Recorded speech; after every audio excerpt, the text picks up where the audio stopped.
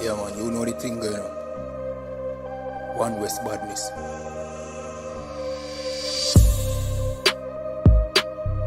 Know the thing already. Yo, night attack. Yeah, Z. Black party chip, long brass clip, belly full, one for shit. Fat brass midget, select ya for shift to blood clot, the tip, the pan shot, the clip. Me could hear we wave the ras clap, flicky. Mini care with tape reverse cartridges. Batman village, rank charges, become argue with.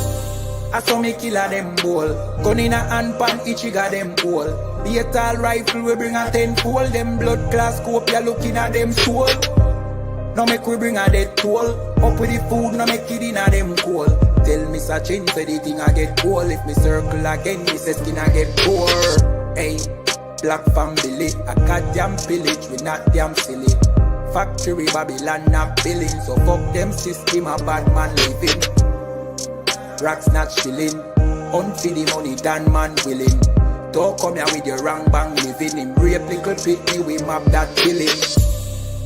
Black party chip, long brass clip, belly full, one for shit. Fat brass midget, select ya for shift to blood clot, the tip, the punch shot, the clip. Me could hear we wave the ras clap, flicky. Mini care with tape reverse cartridges. Badman village, rank charges, become argue with. Them a say heart of war, hey, we a say laws of God. No fear though living on me heart, bad man. Just like King David, we not stop bad. And we no talk long. Yeah, this one way so can't walk on land. My act say we no fi spear not one. Me general no man a ras madman, hey. The goddamn kill it, we march come for your dopey past that gimme. One like who no dark and wicked, that when decrease your chance of living. Them a pussy, them soft and timid, but UPK can't stop winning. Right now we dey laugh and chilling, but when war begin we not stop killing. Black party chip, long brass clip, belly full, one for shit. Fat brass midget, select ya for shift to blood clot, the tip, the pan shot, the clip. Me could hear we wave the ras clap, blicky. Mini care with tape reverse cartridges. Badman village, rank charges, become argue with. I saw me killer them ball. Gun in a hand pan, each got them cool. Be a tall rifle, we bring a 10-fold. Them blood class scope, ya looking at them soul. Now make we bring a dead toll. Up with the food, now make it in a them cool. Tell me such thing, say the thing I get cool. If me circle again, me say skin I get poor. Baby, no listen to no fake news, them can't. Could do all it out and them never fake news. Notice I just be a bad bitch, I get forward from with you. But the one you have be good girl them. Lazy. She never did a pictures, I rate it. Never did a pictures, half naked. Me never did a piggy ratings halfway, that's why me give her ratings. She never did a pictures, half naked. Never did a pictures, I rated. Me never did a piggy ratings halfway, that's why me give her ratings. I know every girl a wife material. I know every girl forget the juice in a me seed bag. I know every girl me trust to cook my food, nor boil my tea, not tea, but put the milk in a the cereal. Me like a catty when medieval. When no fi wash for cook fi clean and no fuss. When she hear me get a new girl, I know that me mean when me say me fight me demons. Multiple wife legally, no illegal.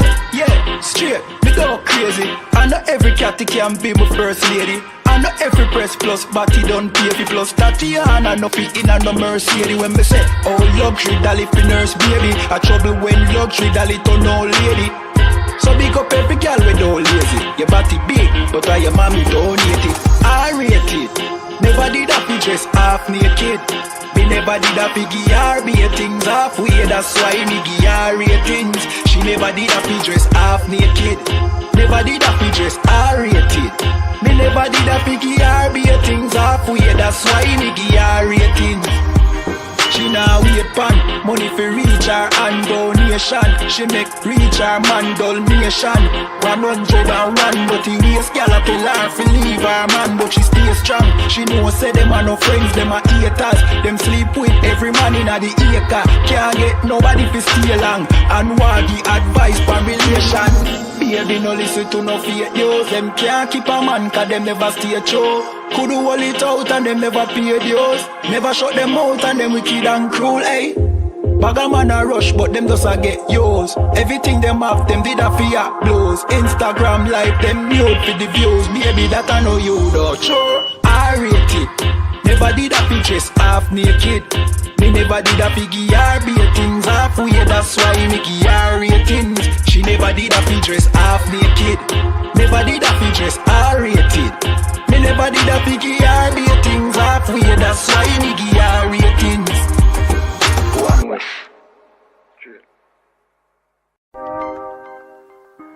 Yeah. I want West in I place once more. Yeah, easy. You wanna know where I come from? You wanna know where I come from? I believe. You wanna know where I come from? I don't pan the Middle East, but y'all out the West one get the kid peace. Me tip over to pretty Christine. A big broad smile and giggling teeth. Have a brand new 4-5 pretty crisp clean. We deal with the chica press pretty pristine. Them say them bad but we no intrigue. If you this now your top 10 killing increase. And we no join both sides. One West are the best you fi know boy. You put a S on your chest when the chrome pint. Every bone a broke we left lone tribe. Make a force right boy if you know your size. Don't see me on the street and a force fight. You get ratchet knife in your throat pipe. Man who make your chop flesh like your ghost rise. Give up the ghost. Make it both wife. Y'all shut up, bend over, pan to a pint. Fuck you, make you get wet like a boat ride. If you hold tight, y'all, me a hold tight. Alright, no later, then more time. Me have things to do, but got more fight. Look you ready now, the girl do a bright. Then we shoot the bumbo clad to a grind. That's where we come from. I don't pan the Middle East, but y'all out the West one get the kid piece. Me step over to pretty Christine. A big broad smile and giggling teeth. Have a brand new 4-5 pretty crisp clean. We deal with the chica press pretty pristine. Them say them bad but we no intrigue. If you this now you top 10.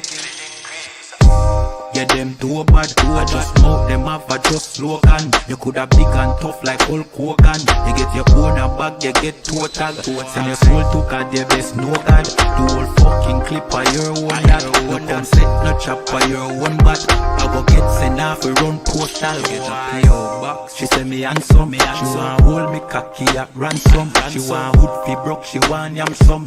She say breed me, give me that one son. Boy, we have shotgun, we have Remington, we have Magnum. So if a beef you want, you can have some. Anything we come turn in a phantom. How where we come from? I don't pan the Middle East, but y'all out the West one get the kid piece. Me step over to pretty Christine. A big broad smile and giggling teeth. Have a brand new 4-5 pretty crisp clean. We deal with the chica press pretty pristine. Them say them bad but we no intrigue. If you this now you top 10 killing increase. Increase.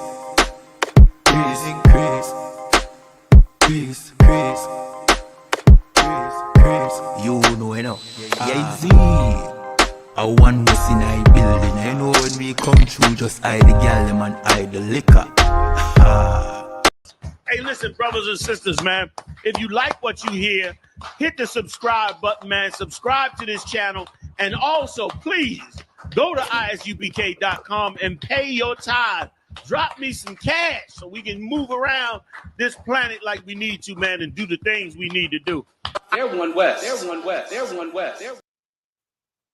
Hey, Shalom, Yahbashim, Shabrakatham to all the brothers, Yahweh Shamar, Alatham, Bashim, Yahshai, to all the sisters. I'm priest and officer of 500 Baraki Allah with the I.S.U.P.K, which stands for the Israelite School of Universal and Practical Knowledge. Started out of 1 West, 125th Street, Harlem, New York, under Commanding General YAHANNA. You understand? I know we're Sunday night, but because of because the white man is the devil, really, right? And a change of schedule at the plantation, our history class might have to be moved temporarily to Sunday night, Sunday evening, right? Until further notice, because again, the white man is the devil, the monster, despicable being. But we had to have a history class, right? We're gonna talk about Willie Lynch and the Black Code. Again, the I.S.U.P.K is the home of the truth. You will get nothing but the truth, nothing but universal and practical knowledge. Some of that universal knowledge is the fact that, yes, Willie Lynch was a real person, but the letter of Willie Lynch, the speech that he quote unquote gave in Virginia was false. It never happened. We're going to see that tonight, even though the ideology, what was brought what was, talked about in that so-called speech, the ideology of it is very real, right? The methods being used are real up till this day in multiple facets of it, but the speech itself was fake. We're going to see that. As a matter of fact, Willie Lynch himself, when they claimed that he gave the speech in Virginia, he was not even born yet. He's born 30 years after the speech was so-called given. And that's what we're going to see tonight. Also, big up to my brother, Mashamar Ayash. You understand? Big up to my brother, Mashamar Ayash. You understand? Let me share my screen real quick so you can see our little presentation we got for you. You can follow along with us. We're live on I.S.U.P.K, Montreal, Toronto, IET, La Pura Neta, as well on YouTube and Facebook. Any questions or comments, y'all put it in the chat. Shout out to all the zone tuned in. Shout out to Rama as well. I.S.U.P.K, Alaska, Memphis, La Pura Neta, Montreal, IET, everybody. You understand? Let's get to it. Give me one moment. There we go. Y'all let me know if you have any issues with the presentation, yeah? So let's get into it real quick. Give me one moment. The Willie Lynch letter by Willie Lynch. Again, we're going to see that it's all fake. You understand? The Willie Lynch letter purports to be a verbatim account of a short speech given by a slave owner, in which he tells other slave masters that he has discovered the secret to controlling black slaves by setting them against one another, which is very real. And it did happen, but not because Willie Lynch said, not because Willie Lynch told any of the masters to do so. It was already happening before. You understand? Willie Lynch is not the reason why slaves were going at it against each other. They were doing that in the Dutch West Indies, in the Spanish colonies, in the French colonies as well, right? Willie Lynch is not special. Not a special case. He didn't teach nobody on how to treat their slaves. You understand? This system was already in place even before Willie Lynch was ever born.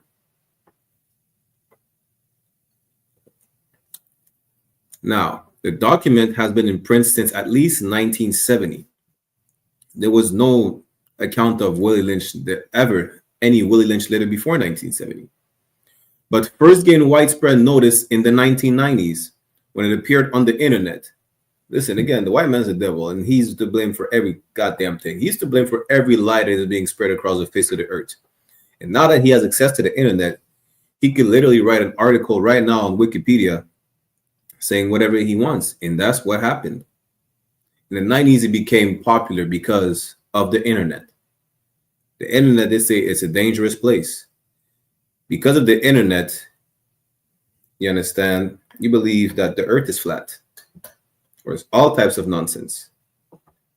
Because of the internet, they're going to put some scientific facts about you living an alternative lifestyle and justifying your sexual deviancy, and you're going to believe it. And who's to blame for the internet? Goddamn devil the Bible speaks of. It's all because of the white man that you believe that Willie Lynch, the letters of Willie Lynch are real. Since then, it has often been promoted as an authentic account of slavery during the 18th century, though its inaccuracies and anachronism have led historians to conclude that it is a hoax. Why? Because you're going to see, as we're going to see, down the line, that some terms being used in the letters were not even used back then at all. You understand?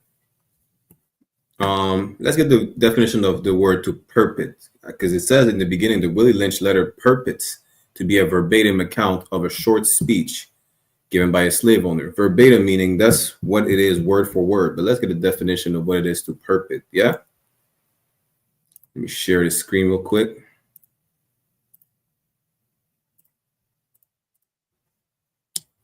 Perpet, according to the Oxford language, appear or claim to be or do something, especially falsely profess.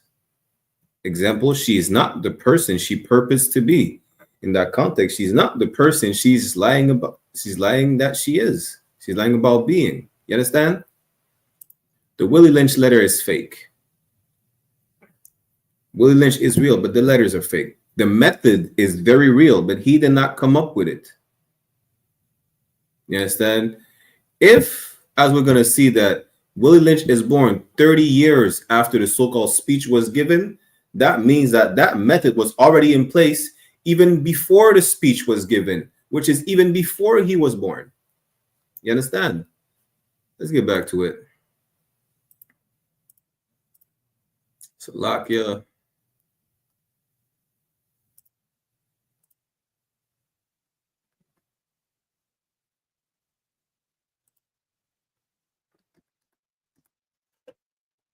I don't know if y'all can see this slide right here. Maybe. One second. Yeah, it's not going to work like that. No sweat.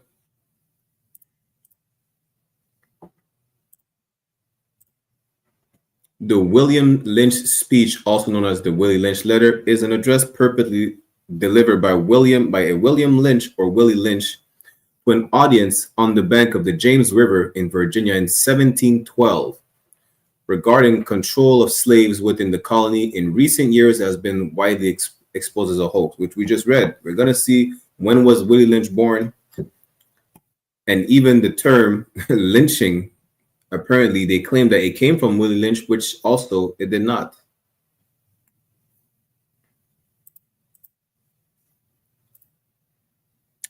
The reputed author, William Lynch, identifies himself as the master of a modest plantation in the British West Indies, who has been summoned to the Virginia colony by local slave owners to advise them on problems they have been managing their slaves.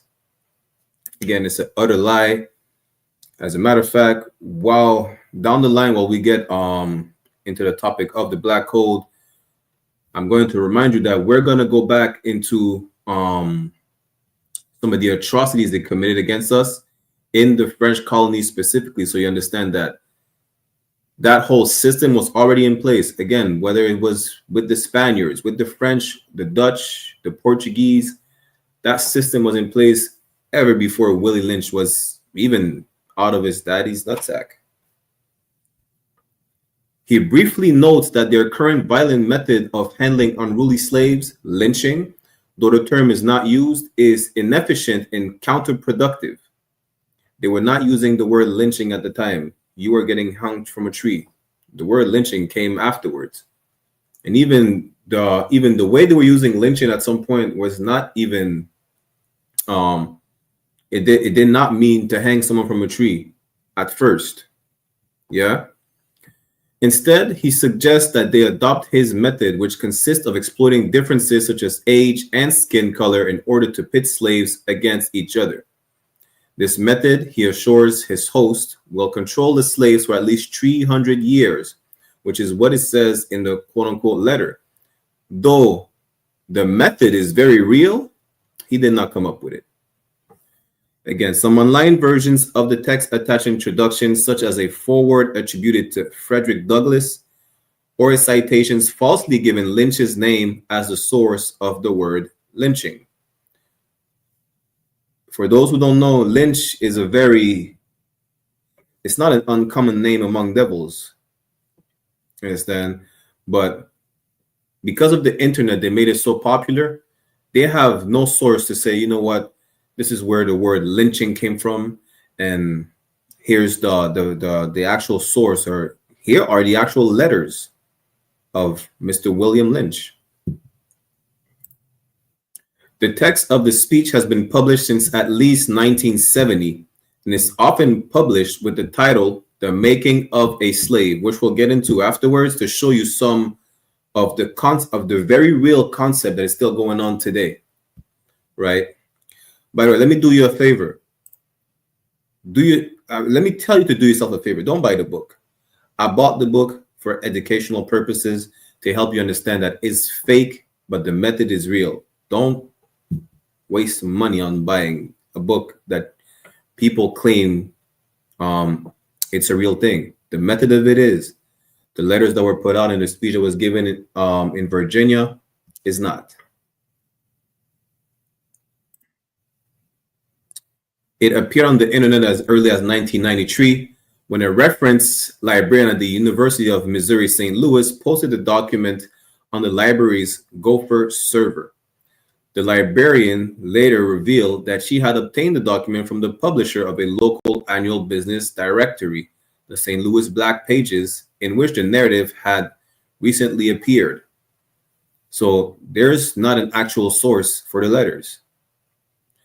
Though eventually convinced the document was a forgery, the librarian elected to leave it on the Gopher server as she believed that even as an inauthentic document, it says something about the former and current state of African America, but added a warning about its provenance. So she knew that it was not real. You understand? She understood that it was fake, but it gave an image on how they were dealing with us during slavery. The thing is that she did not need a fake document for that. Y'all go look up Derby's dosage. Derby's dosage. Derby was a slave owned by Thomas Thistlewood in Jamaica, right? Derby, he happened to, they say he stole a sugar cane. What he did really, he took a sugar cane from the field, and slaves were not eating on the field, so he got some sugar to was eating the sugar cane to give him a boost, some energy, whatnot, right? He got caught. What Thomas Thistlewood proceeded to do, he proceeded to take, I think, another slave, I think whose name was Hubert or something like that, and created the Derby's dosage punishment, where he had his other slave defecate in Derby's mouth, and he gagged Derby and prevented him from spitting out the excrement in his mouth, right, for 4 or 5 hours. And I did forget to mention that he whipped Derby until his back was like this, the famous picture of the slave that we see on the internet, the role that Will Smith played in the slave movie. Yeah. And then he proceeded to pour salt, vinegar, lime juice on his back. How do we know that? Because just like other slave masters, Thomas Thistlewood documented the punishments in his own little personal journal, what you call a diary today. So you don't need a fake document to know how we were treated back then. Y'all could go get the book, The Delectable Negro, and how it is documented that we were the meat on the grill at the time. Literally, they were eating us. You understand? We're going to go again over the atrocities that they committed against us in the French West Indies, which is damn near the same throughout all the colonies, where you don't have to make up stuff to understand what was happening to us. Because now you're giving us work where we have to dispel the lies that the Willie Lynch letter is fake. The method is real, but it's fake. You understand? And it's way worse than how it is explained in the letters. Let's keep going. The text contains numerous anachronisms, including words and phrases such as refueling and foolproof, which were not used until the early 20th century. So this is how you understand that it is fake, because they're using words that didn't even exist at the time. While historian Roy Rosenweig, however you pronounce it, noted the divisions emphasized in the text, skin color, age, and gender are distinctly 20th century in nature, making little sense in 18th century context. That is a lie, because they already came up with that concept of division with skin color, age, and gender again, in other colonies, right? So he's saying that shows that it is inaccurate when all slaves were treated the same. They were not. You have multiple proof, multiple sources, such as the book. I have it right here. Give me 1 second. Such as the book Black Indian, which we're going to make a whole class about, where they used, let me start sharing my screen for a second, where they used skin color to divide us from our so-called Latino and Native American Indian brothers and sisters. You understand? So that whole concept of division using race, age, and skin color is very real. It's always been there. It's not new as far as coming up in the 20th century like they claim. It's been there. Shalom says, for tuning in. Let's get back to it. 4 words attached to some online versions of the speech give the narrator's name as the source of the term lynching and lynch law, even though the narrator rejects lynching. A man named William Lynch did indeed claim to have originated the term during the American Revolutionary War, but he was born in 1742, 30 years after the alleged delivery of the speech. Again, this is more proof that he did not write those letters. He did not give that speech, because the speech was given in 1712. How could he have given a speech given in 1712, right, when he was born in 1742? Make it make sense. A document published in the Southern Literary Messenger in 1836 that proposed William Lynch as the originator of lynch law may have been a hoax perpetrated by Edgar Allan Poe. You understand? Who's Edgar Allan Poe? Y'all may ask. He's an irrelevant poet, Bostonian poet, born in 1806 or something like that. Y'all can look him up. He has, for those who enjoy poetry, he has what some may consider good works. But really it's dark romanticism, to be honest with y'all. But that's who perpetrated the lie of William Lynch being the originator of the lynch laws. A better documented early use of the term lynch law comes from Charles Lynch, no relation, a Virginia justice of the peace and militia officer in the American Revolution. Now let's get into a bit more history on William Lynch again, and then we get to Charles Lynch and the Black Code. William Lynch, born in 1742, was an American military officer from Pittsylvania County, Virginia. He claimed to be the source of the terms lynch law and lynching. That's the only thing he's really known for, that he claims to be the one who invented the term lynching and lynch law. He's not ever claiming to have written any letters. You understand? If the letters are so famous, why didn't he not claim to invent any letters? It should let you know that these letters are fake. The term Lynch's law was used as early as 1782 by a prominent Virginian named Charles Lynch to describe his action in suppressing a suspected loyalist uprising in 1780 during the American Revolutionary War.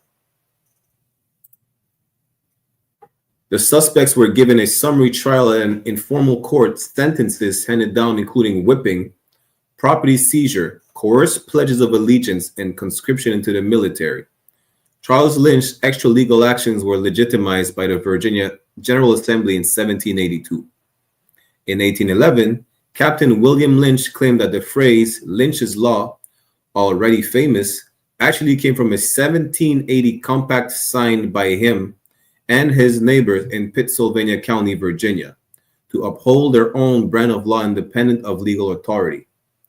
The obscurity of the Pittsylvania County Compact, compared to the well-known actions of Charles Lynch, casts doubt on it being the source of the phrase, because they don't know what was going on in Pennsylvania compared to Charles Lynch, who was showing that he was the originator of the term the lynch laws, because I think he was a judge or something. We're going to get to it.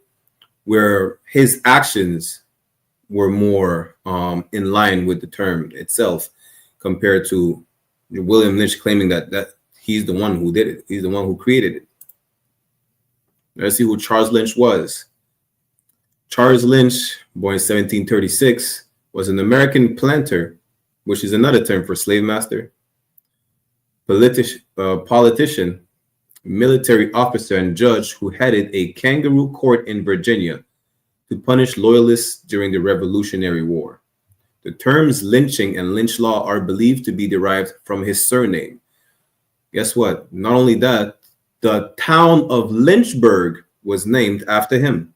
The town of Lynchburg in Virginia was named after Charles Lynch. Well, I think his brother.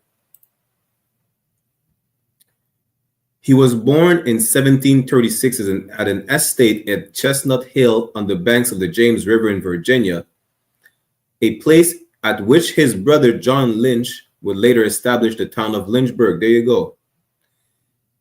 Lynchburg was named after the Lynch family. John Lynch, the brother of Charles Lynch, slave masters. Lynch's father left his native Ireland and emigrated, emphasis on emigrated, to the British colony of Virginia in about 1725 as an indentured servant called a redemptioner in the nomenclature of the day. Why is it important? Because this is another thing we need to mention to let y'all know that the Irish were never slaves. The Irish were the same as the East Indian and the Chinese and some Africans. They were indentured servants. What is an indentured servant? It's important to understand what is an indentured servant, because you could definitely y'all need to stop the lie about Irish people being the niggers of Europe, because they were never slaves. You understand? The Irish were never, they were indentured servant. Let's see what is an indentured servant real quick. Yeah. I just have to look at the definition. Give me one moment. Let me pull it up for you. For those who don't know, the indentured servants were working under a contract. Okay, they were working under a contract after 7 years, meaning they volunteered. You understand? That's what it is. Give me 1 second. I'm gonna get it for y'all right now.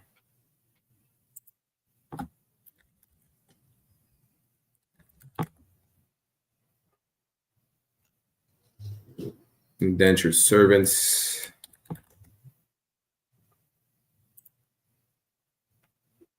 There you go. Let me share my screen.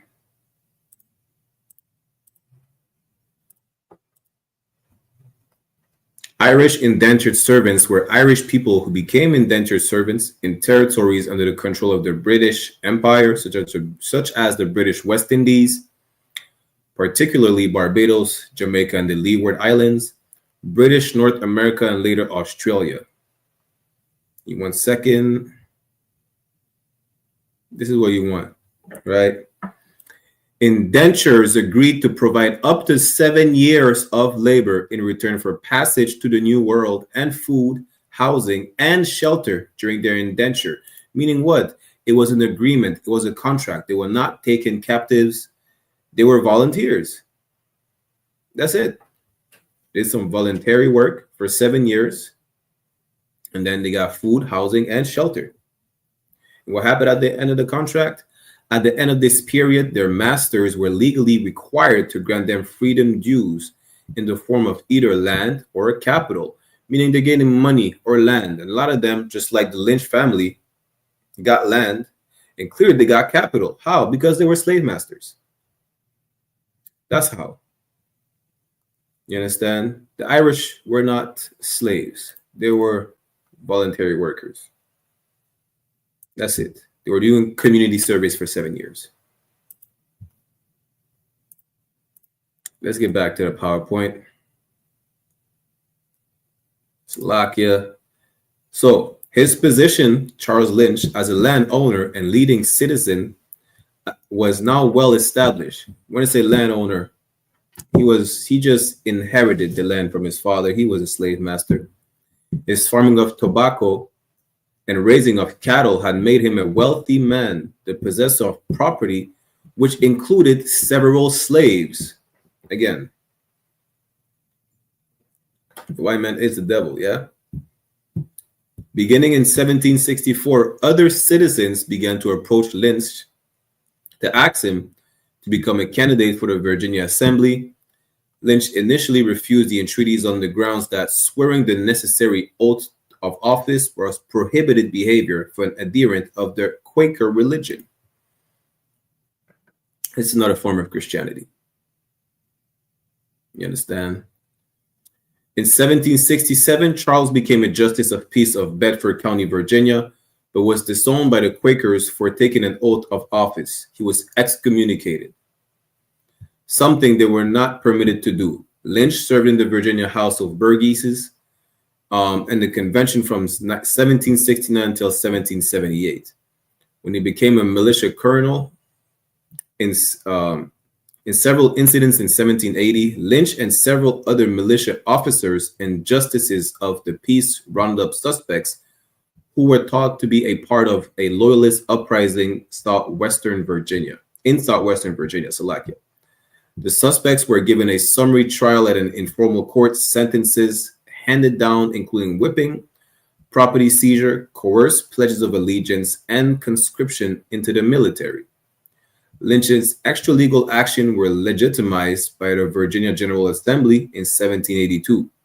And after the Revolution, he served in the Virginia Senate from 1784 to 1789. These actions were called the Lynch Laws. Lynch laws, referring to organized but unauthorized punishment of criminals, became a common phrase, as it was used by Lynch to describe his actions as early as 1782. The Oxford Dictionary, however, notes the origin of the expression has not been determined. Variations of the term such as Lynch law, Judge Lynch, and lynching were standard entries in American and British English dictionaries by the 1850s. It did not come from William Lynch or Willie Lynch. That's the point. In 1811, a man named Captain William Lynch claimed that the phrase, already famous, because he's not the originator of it, actually came from a 1780 compact signed by him and his neighbors in Pittsylvania County, Virginia, to uphold their own brand of law independent of legal authority. The obscurity, again, as we see, of the Pittsylvania County Compact compared to the well-known actions of Charles Lynch cast doubt on it being the source of the phrase. The Willie Lynch letter, the speech, and even the term originated by Willie Lynch is, it's a lie.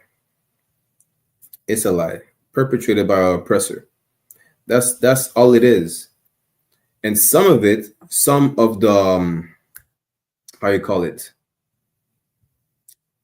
of the methods, you could already find them, again, through other documents who are actually authentic. We're going to see a part of this document. We're not going to see some of the methods that are being used or described in the letter in that document, because it's a revised translation of a decree that was put out by King Louis XIV, King of France at the time, who put out a decree on how to treat the slaves, right? And how to conduct yourself in the French colonies as a slave master. That one is real.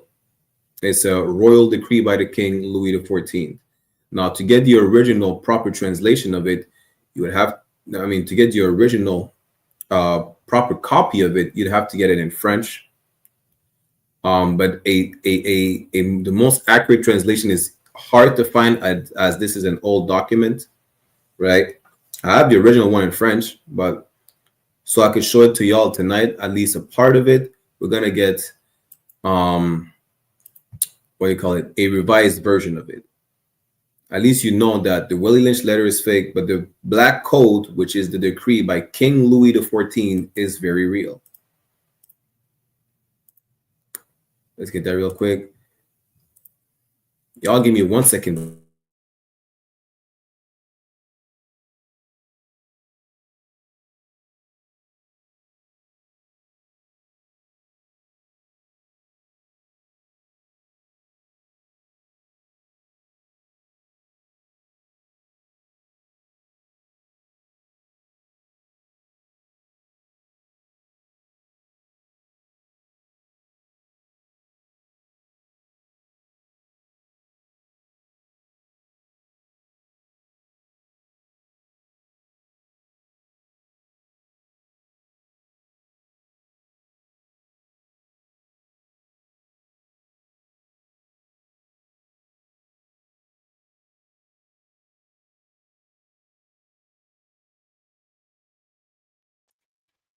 Lucky the neighbors are knocking at the door. Let's get the black code real quick. So the code noir, or the black code, right? Let me see if I should zoom in for y'all a bit.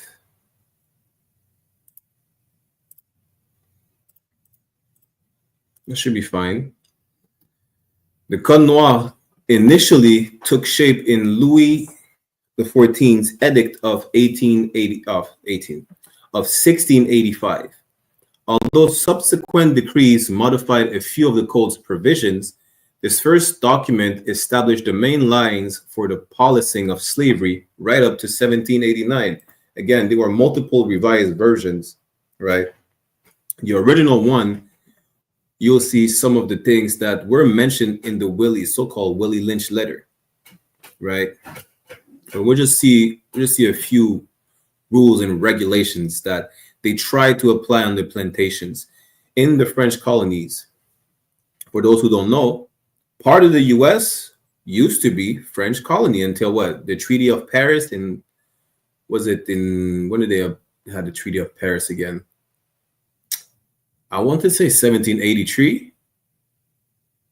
You understand, where states like Louisiana and such used to be under the French. As a matter of fact, Louisiana is named after Louis XIV. For those who didn't know. Let me see, when was the Treaty of Paris? Yeah, let me get that for y'all.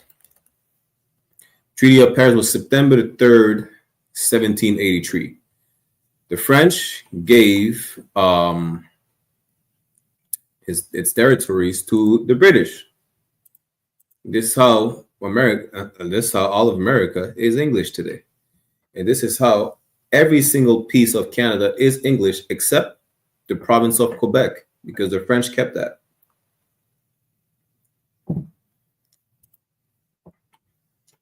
The very first article expels all Jews from the colonies. Jews played a significant but hardly dominant role in the Dutch colonies of the Caribbean region, but were not allowed to own property or slaves in the French colonies. Who are you asking those Jews are? Those Jews are talking about the Amalekites. They're talking about the so-called Jewish men. That's who they're talking about. It's not talking about us. The Jews, when it's talking about Jews that were expelled and it's talking about us, it's going to talk about the Jews that were expelled and sent back to Africa, who were then sold unto the white man. That's us. What they would like to call Moors today. Moors is not a nation. It's just an umbrella terms.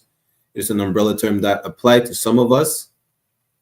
Understand? But those Jews are talking about in the Black Code, they're talking about the Jewish man, so-called Sephardic Jew that had to convert to Catholicism and Christianity and being a Protestant, because even at the time they were getting expelled from all over Europe. They're getting expelled from England, from Ireland, from Spain, and they were sent back to Poland, to Russia, so on and so forth.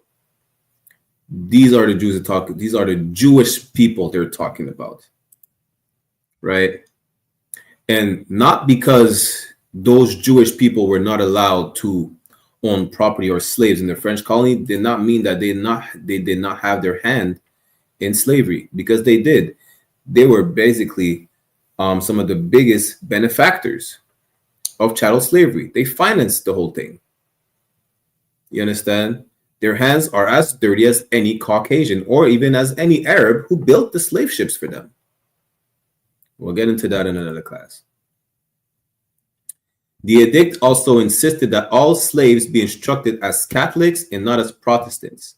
There was a big issue with religion back then, right? The Catholics, because the Roman Catholic Church was the authority.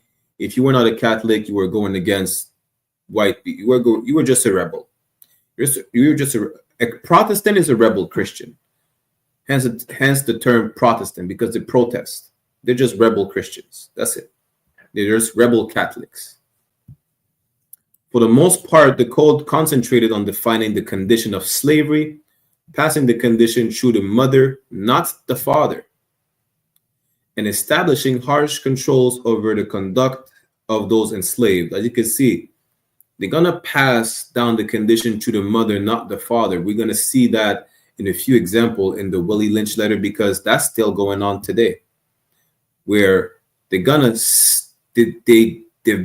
destroying the black family structure. When you keep the father out of the picture, you condition the mother, she's going to then condition her offspring to be a certain way when it comes to dealing with the slave master. That's why they pass down the condition through the mother and not the father. Pass down the condition through the father. You might have 1,000 Nat Turners. Pass down the condition to the mother who has no protection, right? No guidance from her head, her husband. You understand?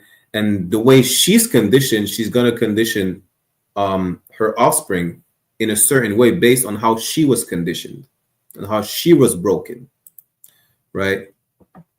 Slaves had virtually no rights, though the code did enjoin masters to take care of the sick and the old, which is true in the sense that it was, even though, yes, it was mentioned in the code, which we're going to see, but that doesn't mean that they abide by the rules. They didn't. You understand? Anything that told them to treat their slaves in a good way, which is just, like I said, taking care of the sick and the old, they did not give a damn about that. Absolutely not. The most, quote unquote, good treatment you will receive is if you're sick, they'll make sure, you get back on your feet. Not because they care about you, but because you're making them lose money by not working on the plantation. Is if you're sick and you can't work, you can't pick cotton, you can't pick sugarcane, you can't pick tobacco. If you can't do that, you can't make them money. So they don't give a damn about the old and the sick and the injured. They just need to make sure that you're still in the plantation working till you pass out, till you die. Let's go over a few things on the Black Code. Again, as you can see, it's an edict of the king. It's a decree of King Louis XIV. I'm going to get y'all a less revised version so you could see some of the atrocities that were mentioned in the letters in the code. We're going to deal with this for now, right? Recorded at the Sovereign Council of Saint-Domingue, which is modern-day Haiti, the 6th of May, 1687. Louis, by the grace of God, King of France and Navarre, to all those here present and to those to come, greetings. In that we must also care for all people that divine providence has put under our tutelage. We have agreed to have the reports of the officers we have sent to our American islands studied in our presence. These reports inform us of their need for our authority and our justice in order to maintain a discipline of the Roman Catholic and Apostolic faith in the islands. Why is he saying that? Because just like today, let me give you an example, right? Today, they treat the islands like they're, I think they call it a fiscal paradise. They do whatever the hell they want over there. And imagine back in the day when they has less rules and regulations, it was a clusterfuck. So the king came about with a decree to make it not as bad, because it'll make, if anyone reports it back to the European mainland, right, it would look bad on the church. Not that the church was doing any good, but it would just look bad on the church in general. So he came out with a decree on how to conduct yourself in the name of the church. That's why you had to be a Catholic. That's why you had to make sure that, you portray what they would consider in good image in the eyes of the church. I mean, they're still molesting everybody regardless.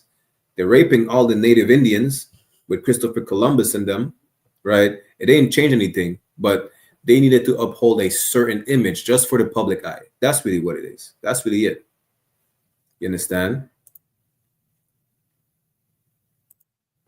Let me see if I need, y'all let me know if you want me to zoom in a bit more. So that should be two up. Our authority is also required to settle issues dealing with the condition and quality of the slaves in said islands. Again, we'll go back over your atrocities committed to us in the French West Indies. because that is an utter lie. They did not give a damn on how to deal with the slaves, even though they do mention it. You're gonna see there was always a little cheat code in the black code, right? There was always some leniency on how you could deal with the slaves in a in the most horrendous way possible. And again, the white man's a devil, so don't believe anything he said when he says something good about treating the slaves. Yeah. We desire to settle these issues and inform them, even though they reside infinitely far from our normal abode. He's talking about French mainland. We are always present for them, not only through the reach of our power, but also by the promptness of our help toward their needs. For these reasons, and on the advice of our council and of our certain knowledge, absolute power and royal authority, we have declared, ruled, and ordered, and declare, rule, and order that the following please us. So now he's going to go into the articles of the Black Code. So the first ones we could skip, right? It's talking about taking out the Jews, which really are Jewish people. Oppressors, that's what it's talking about. So Article 2, all slaves that shall be in our islands shall be baptized and instructed in the Roman Catholic and Apostolic faith. If you still believe that so-called Blacks, Latinos, and Native American Indians are not the real biblical Jews of antiquity, you understand, you need to check your facts again. This is prophesied in the Bible that we would be worshiping other gods such as wood and stone. As a matter of fact, let's get that real quick. Let's go to Deuteronomy chapter 28, verse 64. It's because we disobeyed the Most High that we ended up in this predicament. Let's start, let's go to verse 64. Yeah, for time's sake, we're not going to go to verse 15. You can read from verse 15 where he explains to you, because we disobeyed the Most High, all these, all these curses will fall upon us. On down to verse 68, this is what happened to it because we disobeyed the Most High. Deuteronomy chapter 28, verse 64. And the Lord shall scatter thee among all people, from the one end of the earth even unto the other. This is where we're scattered across all four corners of the earth, right? And there thou shalt serve other gods, which neither thou nor thy fathers have known, even wood and stone. We had no choice but to serve these other gods. We had no choice but to be Catholics. We had no choice but to be Christian, but to be Protestant, to be Baptist. You understand? Why? Because we were beating it to it so bad that we had no more fight in us to reject the religion of our oppressors. There was I forgot what's the name of that brother. He literally got burned. Why? They even made a movie, a scene of a movie about him, where the devil's asking him if he's something about going to heaven or hell. He was asking, am I going to see you in heaven? You say, yes, Christians go to heaven. You say, I'd rather be in hell then. Thing is that a lot of atrocities happened to us where we had no more fight in us to reject Christianity, Catholicism, and all these religious dogma that they made us, that they indoctrinated us with. Right?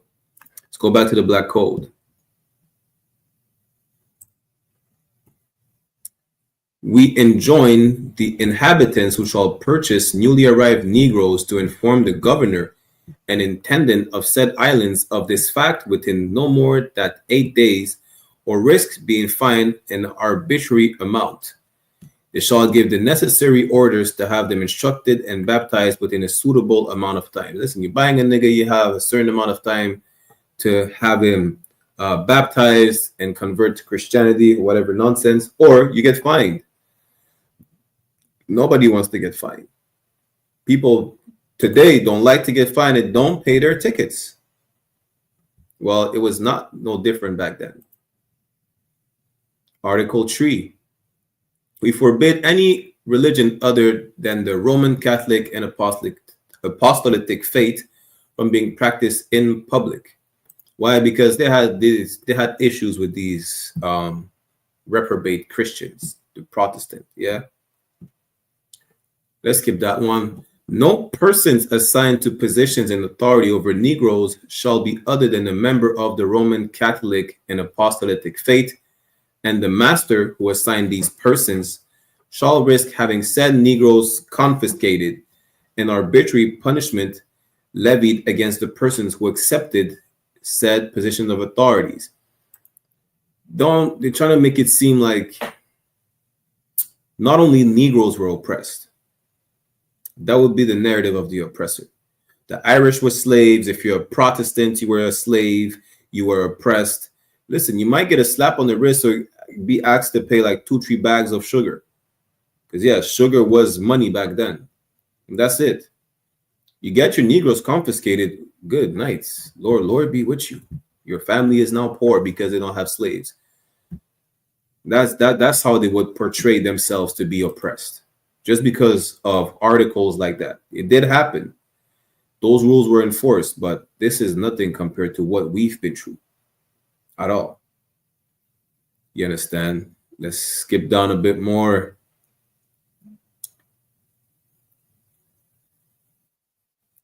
Let's go to Article 11.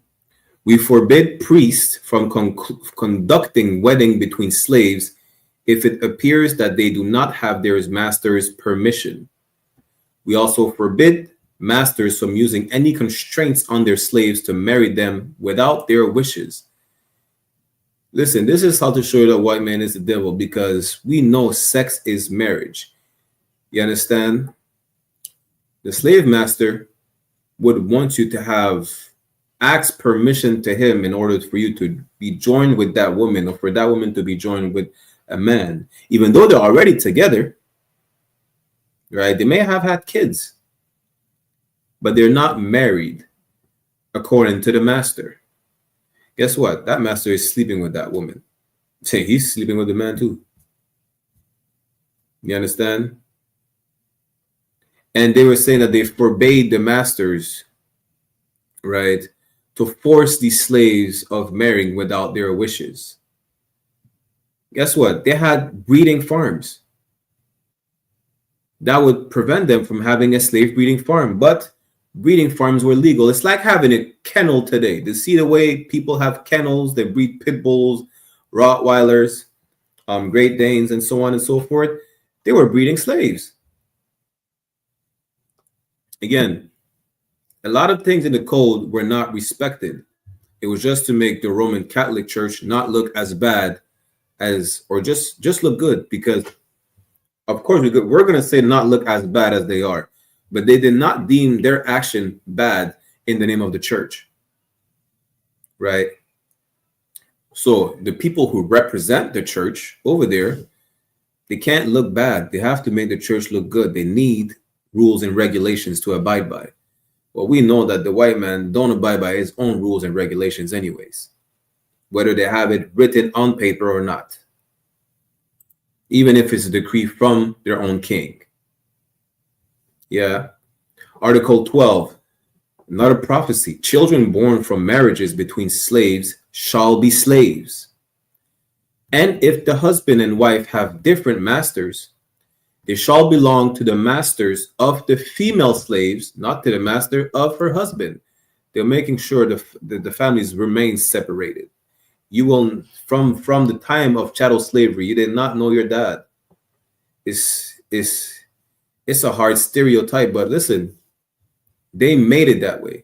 It's not that our fathers ain't shit. They separated the fathers at all times.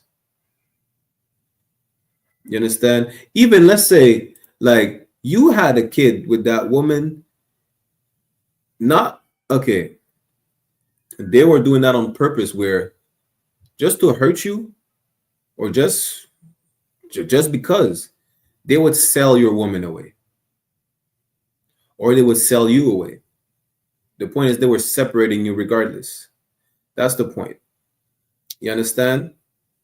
Now you have kids with that woman. Guess what? Because she belonged to a different slave master than yours, you probably will never see your kids, and they will never see you. And here starts the narrative of black fathers not being in their children's life. They kept that going on until today. It's still going on. But guess what? Even today, they make sure that they keep our family structure destroyed, and they keep the fathers out the house. They keep the fathers out the family structure. Why? Because they have better control now. Okay, we know that the Bible is our knowledge, right? And the woman, the head of the woman is the man. Now, who's the head of that woman? They know that she has no guidance. Yes, forget about slavery. I'm talking about till today. Because today they know that if they separate that man who's supposed to lead that woman the right way from her, that she has no guidance. Who's going to guide her? She could be beguiled like Eve was beguiled. And this is how they did it from the beginning. You understand? And even us not being with our children anymore is, again, let's go to Deuteronomy chapter 28, verse 41. Our children are born slaves.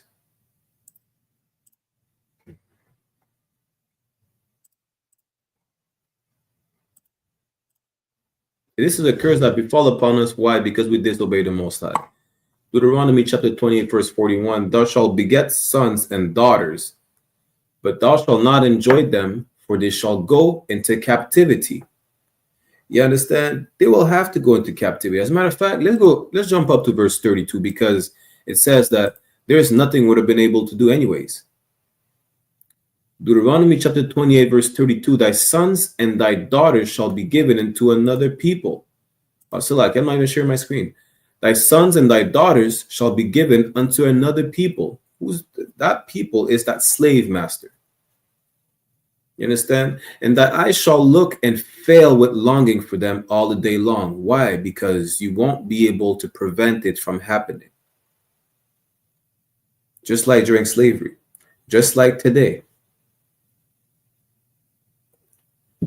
And there shall be no might in thine hand. You won't have any power to prevent it from happening. And that's still happening today. So-called blacks, Latinos, and Native American Indians. Look at the natives. They had laws. What was it? In 1848, the Canadian government put out a law. Is it 1848 or 19? The point is, during the residential schools, when they were active, the Canadian government put out a law that attending these schools was mandatory, where they would get abused, but it was mandatory, right? And they made a law, they gave the power to the RCMP, which is the Royal Canadian Mounted Police, or the FBI of Canada, that if so-called Native Americans don't attend school, they have the power to remove them from reservation and to force them to attend these schools. And there's nothing the parents would be able to do from it. Why? Because not only was it a law that you had to attend school, but anyone who wants to leave the reservation needed a quote-unquote res pass. You see in high school, some high school, like they gave you a hall pass to go to the bathroom or roam around the school to get something in your locker. You needed a res pass to leave the reservation for whatever reason, even if it's just to see your child.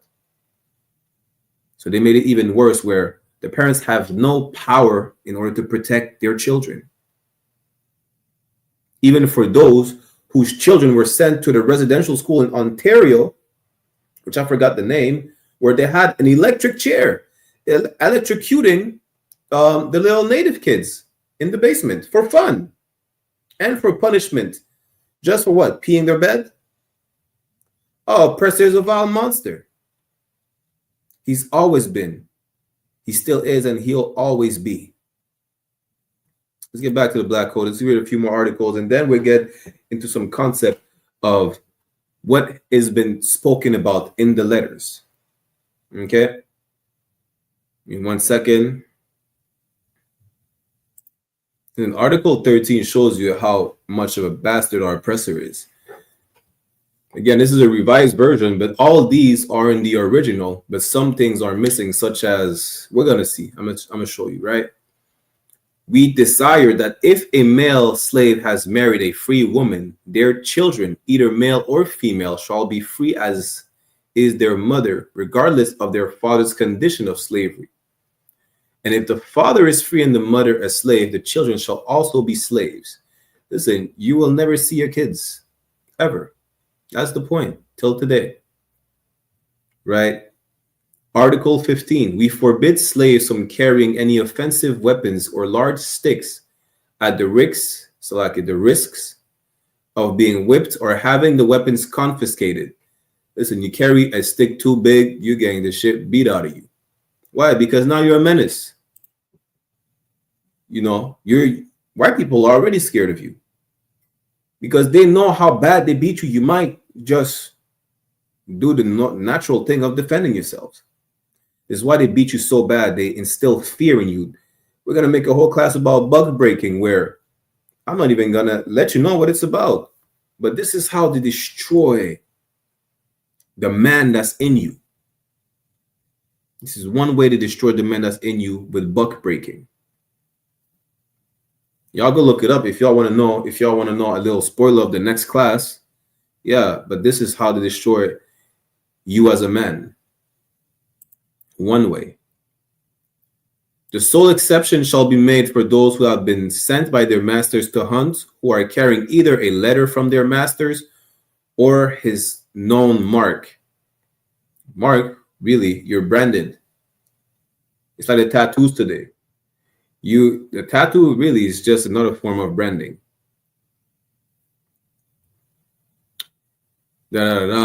Article 16, we also forbid slaves who belong to different masters from gathering, either during the day or at night, under the pretext of a wedding or other excuse, either at one of the master's house or elsewhere, and especially not in major roads or isolated locations, because they're afraid of you at all times. You cannot gather and plot your escape or plot a revolution.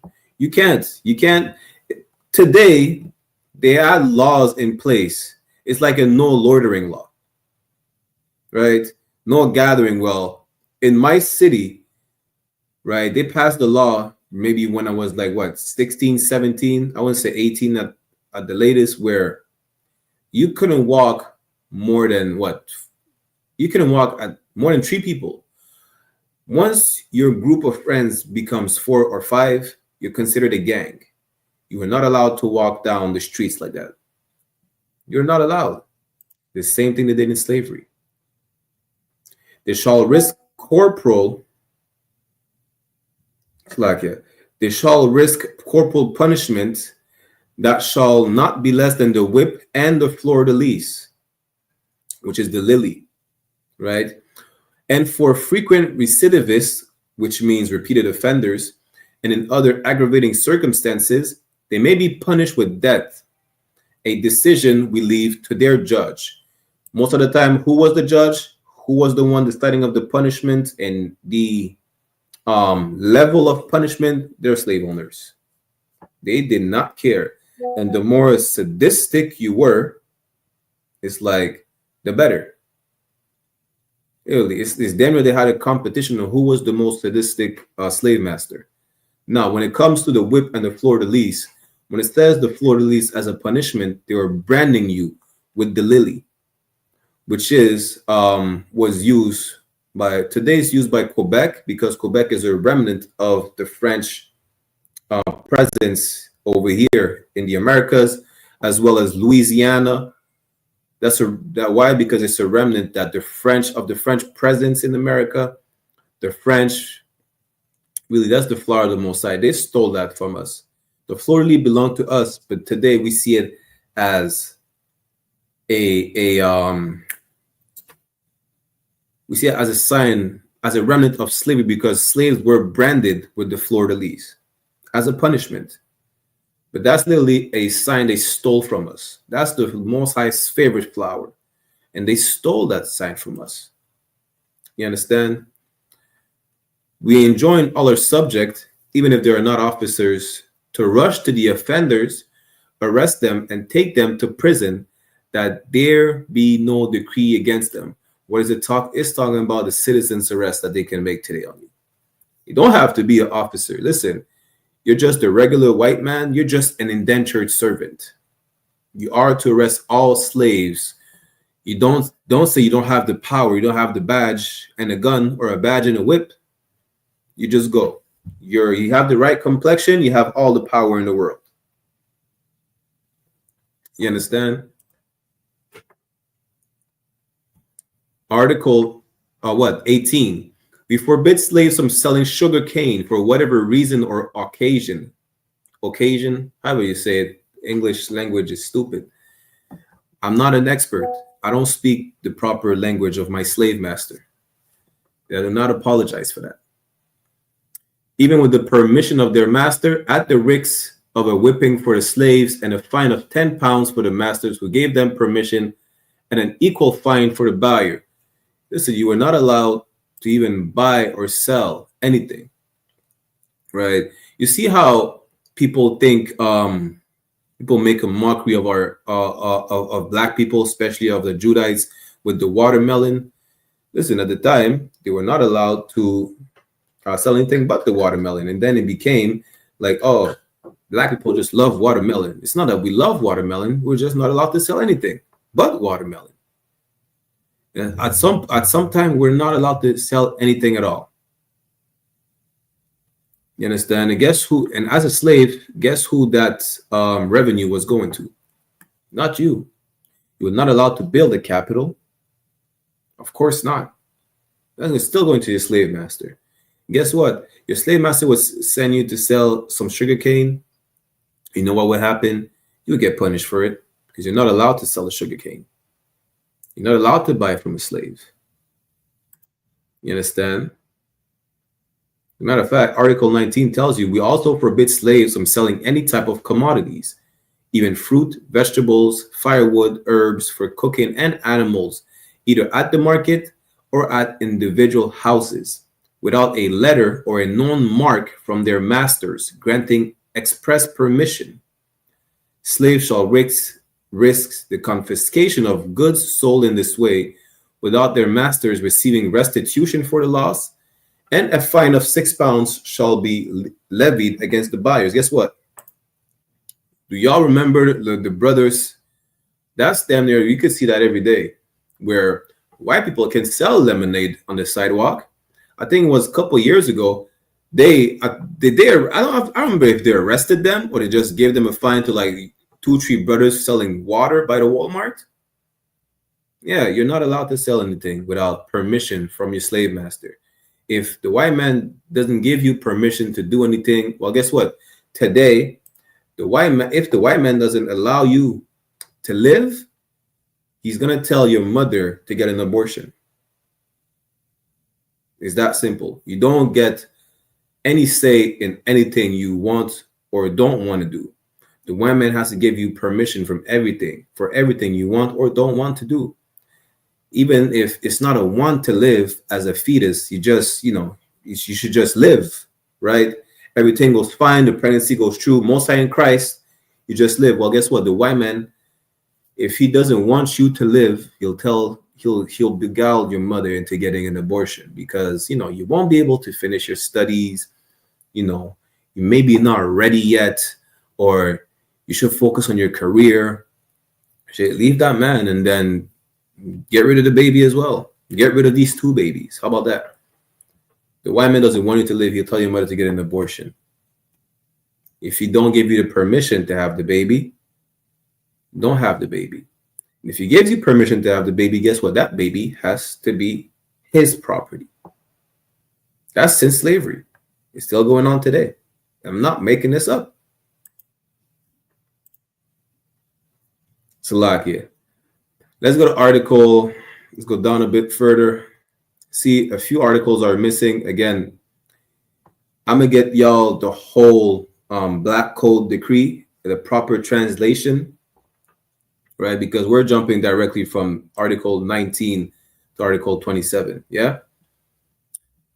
Slaves who are infirm due to age, right, sickness or other reasons, meaning invalid, whether the sickness is curable or not, should be nourished and cared for by their masters. Listen, you were getting disposed of if you couldn't cure the illness. In the case that they be abandoned, said slaves shall be awarded to the hospital, to which their masters shall be required to pay 6 sols per day for the care and feeding of each slave. They're giving them about the slave. They're making it seem like, you know what? The slave had free health care. They did not have free health care. You still don't have free health care today. Canada healthcare is so-called free. Well, you know, it's not the best. And they don't give a damn about you. Just like they never did. They never will. You understand? Let's go down a bit further. Let's go right here. Article 33. The slave who has struck his master in the face or has drawn blood has similarly struck the wife of his master, his mistress, or their children shall be punished by death. Let's say it was an accident, right? Let's say, I'm not even talking about a slave who rebelled. Let's say you turn around and you bump into them. They bump into the wall. They chip their tooth. They, I don't know, they break a nail. You die. You get hung. You get your head cut off. You get fed to the gators. You get burned alive. You get hot tar and feather poured on you. You get beaten. You get quartered. For those who don't know what being quartered is, you get a rope tied to to both arms and legs, and those ropes, the other end of those ropes, are tied to a horse. They beat the horse to make sure they go in 4 different directions to split you apart. Even if it was an accident. You understand? And that slave, it goes for both men, women, and children. For those who didn't know. Let me give you a preview of the next class we're going to make about the atrocities, yeah? Women did not escape the whip, even if pregnant. What they used to do for pregnant women, at least in the French colonies, it may have happened in the other plantations as well, because of their belly, right? So when you get whipped, a lot of them will be laid flat on the ground on their stomach, naked. But how can a pregnant woman lay flat on the ground? We all know that her belly is getting bigger and bigger and bigger as the baby grows inside. So what they used to do, they used to dig a hole in the ground so that she appears to lay flat, just so that the belly fits in that hole, so she appears to lay flat, and would at least whip her, what is it, 20 or 29 times?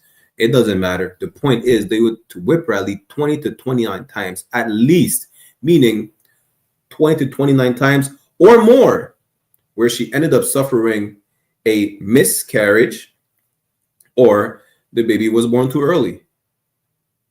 Yeah, they did not give a damn. In fact, let's get there real quick. Let's go to Deuteronomy chapter 28, verse 49.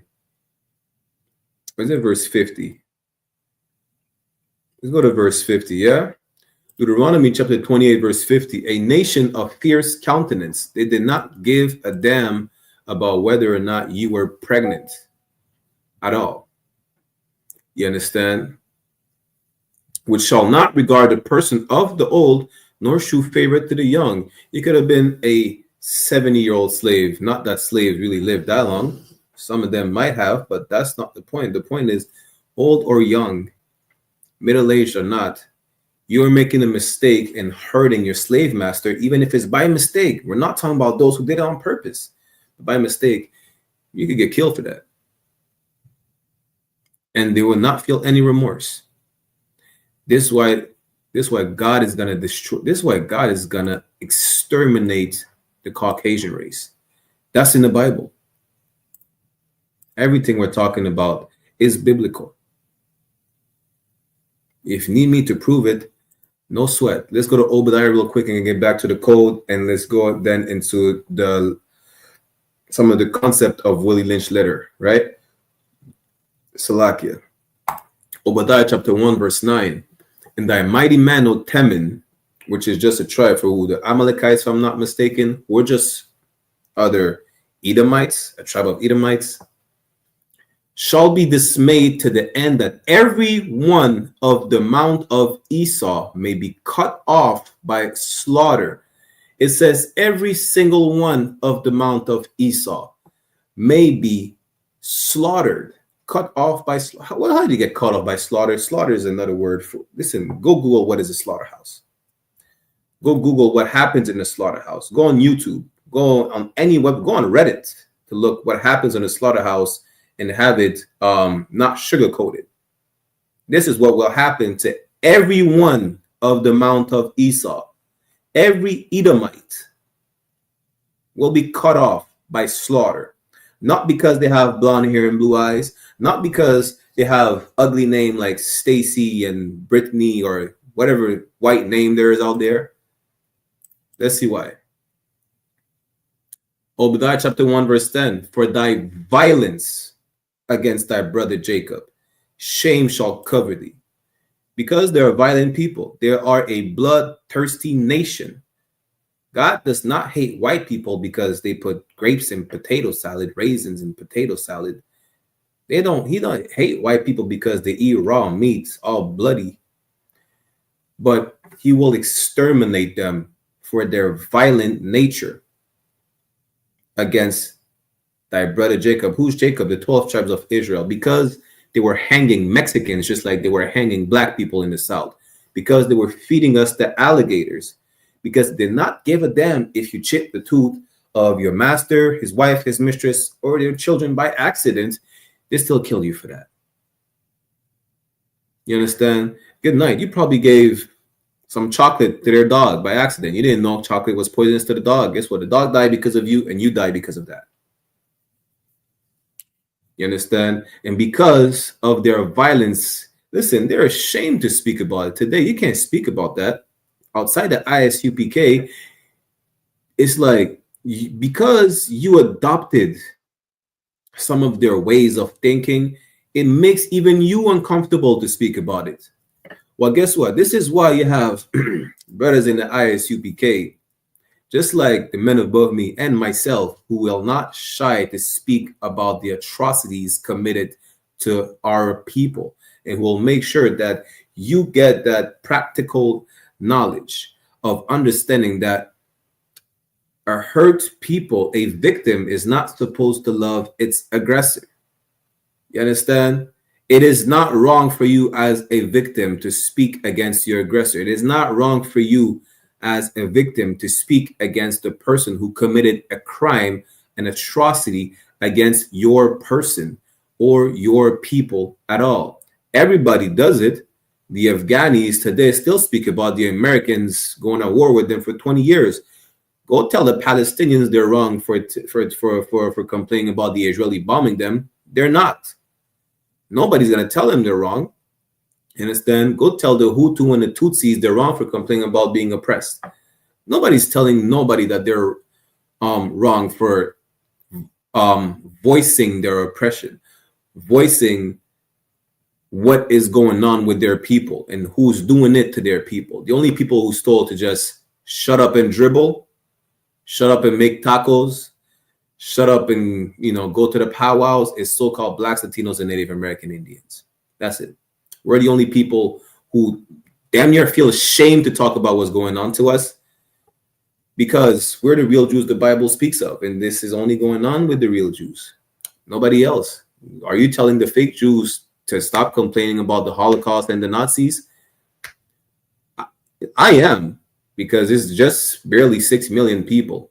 Barely scratches the surface when it comes to my people, who was, 100 million black people, 90 million so-called Latinos. 6 million is, what is it? It's a drop in the bucket. Stop crying about it. You know what? Let's make a deal. You want us to stop crying about it? You stop crying about the Holocaust. How about that? Stop crying about 9/11, and probably we won't mention slavery ever again. Deal? Let's get back to it real quick. Yeah.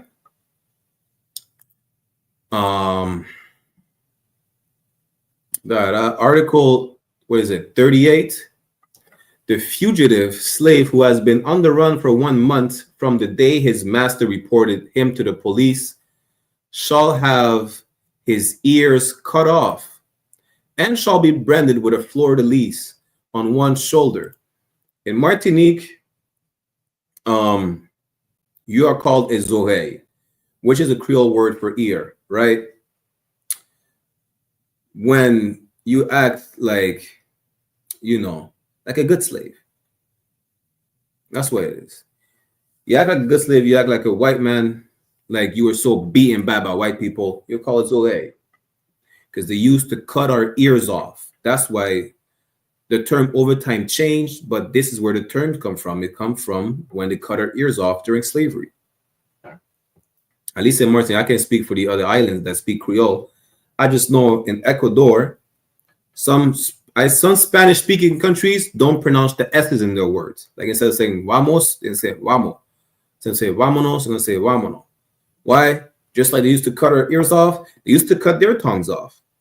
And over time, that pronunciation to pronounce some word without the S because of showing brotherhood to the brothers who could not pronounce the S because their tongues were cut off, it stayed. I can't speak for every single region that speaks Spanish, but I can speak specifically for the region I was in Ecuador, right? Salakia. If he commits the same infraction for another month, again, counting from the day he is reported, he shall have his arm string cut and be branded with a fleur-de-lis on his other shoulder. Listen, and make sure you don't run nowhere. Cut off your arm string, your arm string, however you say it. The third time, he shall be put to death. You probably be put to death the first time. You understand?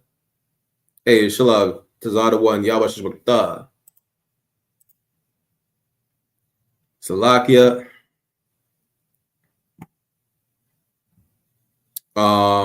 Yeah, we're gonna end it here for the black code.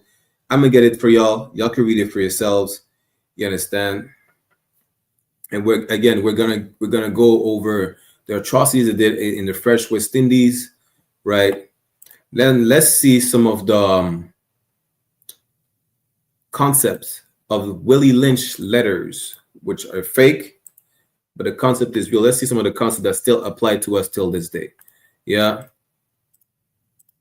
Let's go back to the PowerPoint. Again, don't buy the book. I'm doing y'all a favor. I got it to let you know that it's fake. You could decide to read it if you want to for educational purposes. You understand? Because the concept inside is very real. It's included in the unrevised Black Code, some of it. But it did happen throughout the Americas, not just in North America, not just in the United States, but wherever our people were in the British, French, Dutch, Spanish, Portuguese colonies, it happened exactly the way it is described.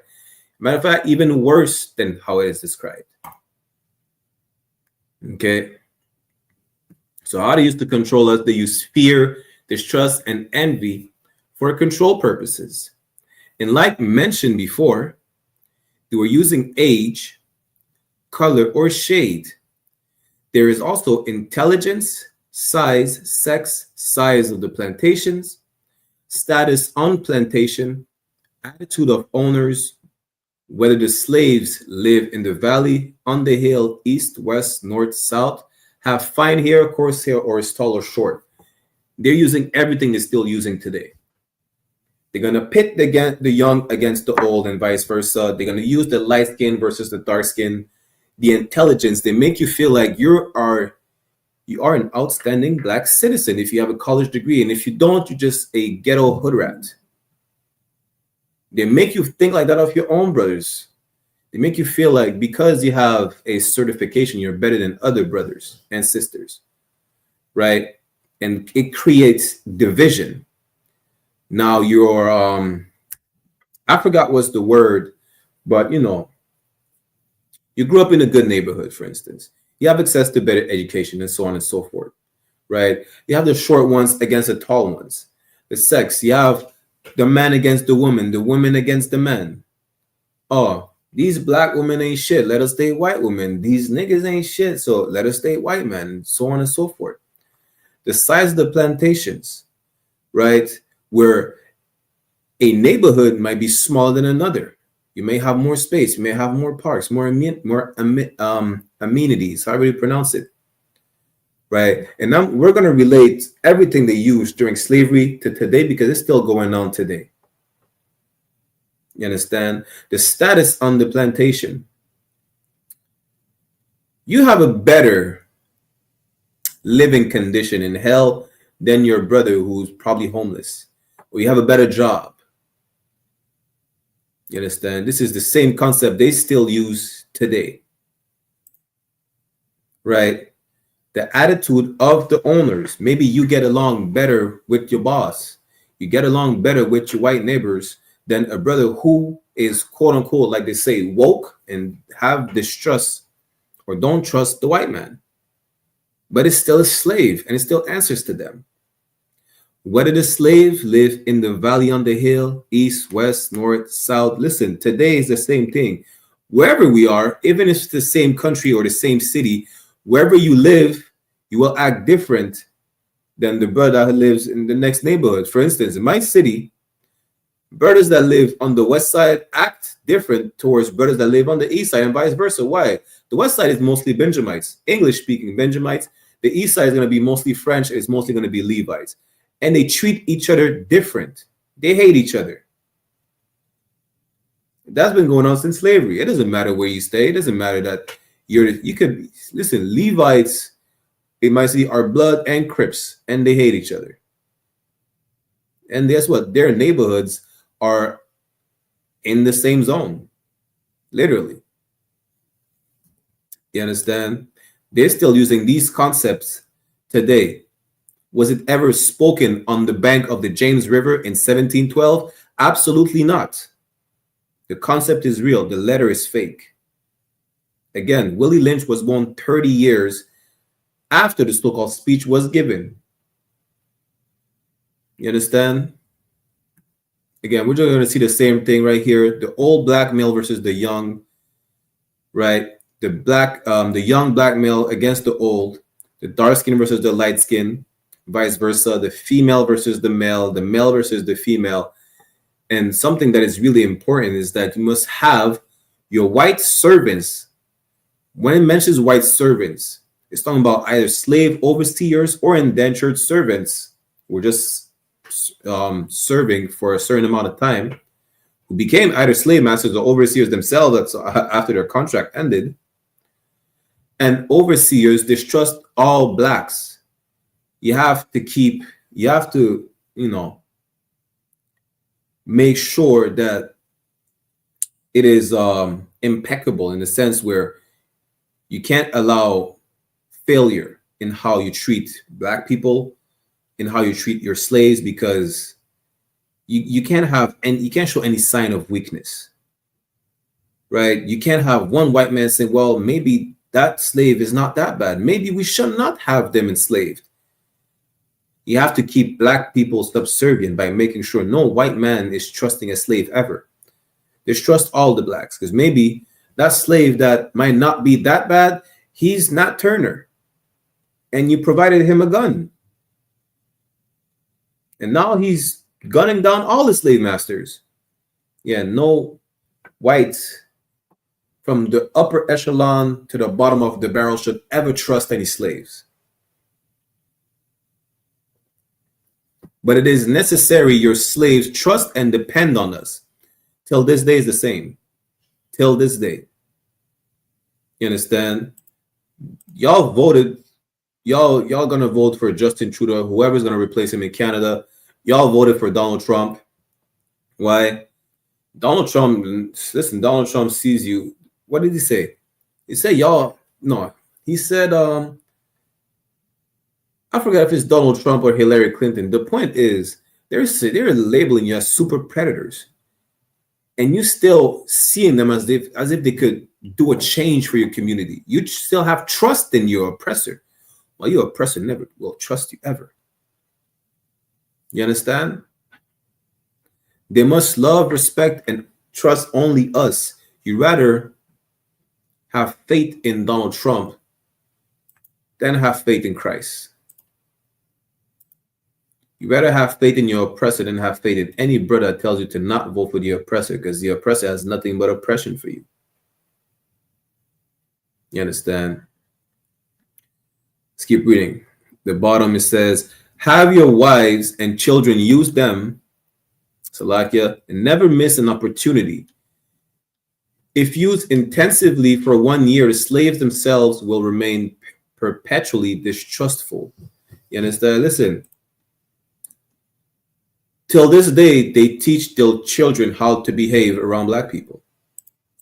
Even they're trying to make it seem not as racist as back then. Till this day, they have methods on how to teach their children. Don't trust this person. He looks like a bad influence. You understand? He comes from a not so good area of the city or the neighborhood, or he was not raised with the right values, or whatever nonsense they like to say, right?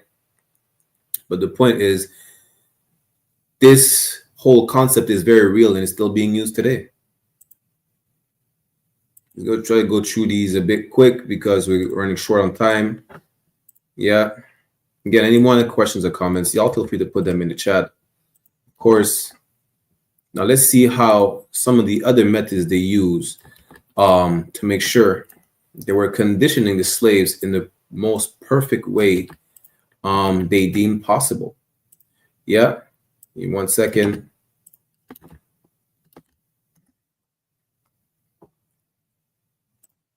Let's us make a slave a slave. What do they need? First of all, they need a black nigger man, a pregnant nigger woman, and a baby nigger boy. You're going to understand why it's important to have the tree, according to them. Second, it says, I'll use the same basic principle that we use in the breaking of a horse, combined with some more sustaining factors. For those who don't know anything about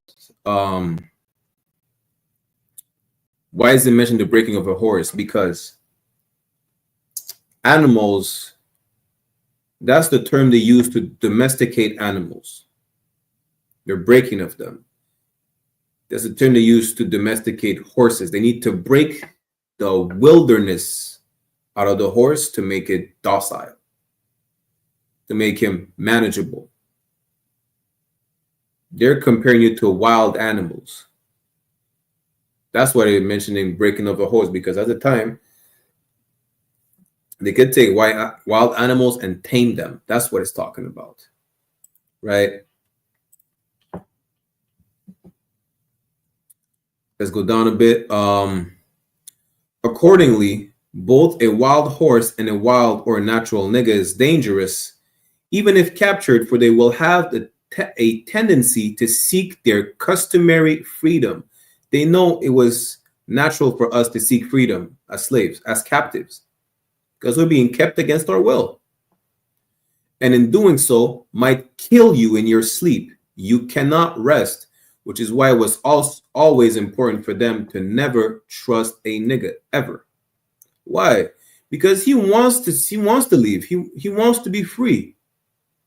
Therefore, he will kill you in your sleep. You cannot rest. That's why they always had to put certain punishment in place, right? Such as punishing us in public. They had to break us publicly, not just break us individually in a shed or whatever. They had to break us publicly, as we will see in the next classes, to make an example out of you, to break your spirit, to make sure you never, ever have that will of seeking freedom, which is why they were, listen, cutting your ears was nothing. You think cutting your ears because you run away with something? Get your other ear cut off. No sweat. You don't hear ever again. You can still run. They get your foot cut off. They get all your appendages cut off. Our women were getting their breasts cut off. And it doesn't even end there. All the atrocities, listen, imagine the unimaginable, and it happened. This is how they broke your spirit. This is how today we still suffer from generational trauma, where a lot of us don't have the will to fight anymore, because we know, and if we don't, we are being reminded of what used to happen to us just for seeking freedom. just for wanting to not be oppressed anymore. You understand? Let's go a little more. We're almost done. For example, take the case of the wild stud horse and a female horse and an already infant horse, and compare the breaking process with two nigger males in their natural state, a pregnant nigger woman with her infant offspring. He's giving you the example on how you're going to treat the horse. You're going to treat the slaves in a similar way, to break them, to break their will, their spirit, to want to be free, to make it absolutely subservient to you. Take the stud horse and break him for limited containment. Completely break the female horse until she becomes very gentle, whereas you or anybody can ride her in comfort. Breed the mare and the stud until you have the desired offspring. Train the female horse whereby she will eat out of your hand, and she will in turn train the infant horse to eat out of your hand also. This is literally how they condition Blacks, Latinos, and Native American Indian women. You understand? They've been broken so bad that, you know, instead of going against I commend YAHANNA said it best. How did he say it? The black woman is the white man's lieutenant. You understand? She will trust a slave master. She will make the children trust the slave master, or even if she says she don't trust or have a feeling of distrust of the slave master, she'll make sure she obeys, she abides by the rule, and her children abides by the rule. Why? Because she's in fear of having her black boy murdered by the police. She cannot have a masculine, she cannot raise a masculine black boy. First of all, it's really hard for any woman to raise a masculine boy without a man in the picture, but she doesn't want her boy to be masculine. He has to be submissive, like a woman, in order for him to not be murdered by the police, in order for him to not be in danger in this society that we live in. And our women were conditioned like that ever since slavery.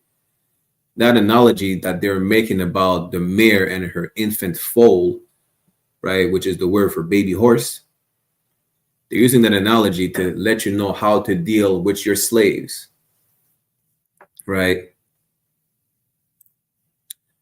Take, for instance, when it comes to break the uncivilized nigga, use the same process. Again, the same way you're going to break a horse and condition it to be a certain way is the same way you're going to break your slaves. Condition them. Take the meanest and most restless nigga.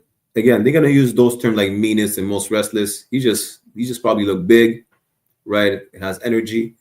Strip him off his clothes in front of the remaining male niggas, the female, the nigga infant. Tar and feather him. Tie each leg to a different horse in opposite directions. Set him fire and beat both horses to pull him apart in front of the remaining niggas. They're breaking your spirit in the sense where they're going to show you this is what will happen to you if you don't obey. If you disobey, if you say no, if you look up when you're being told to look down, right? If you look when you're being told to close your eyes, if you damn near whisper or breathe too hard, this is what will happen to you. You understand? This is how they break your spirit. They have to make an example out of someone. And they didn't care if that someone, you know, may have cost them like what, 50 bags of sugar? No, they have to make that example. That speech was not given by the river, but all those atrocities and worse happened in order to have us as subservient as we are till this day.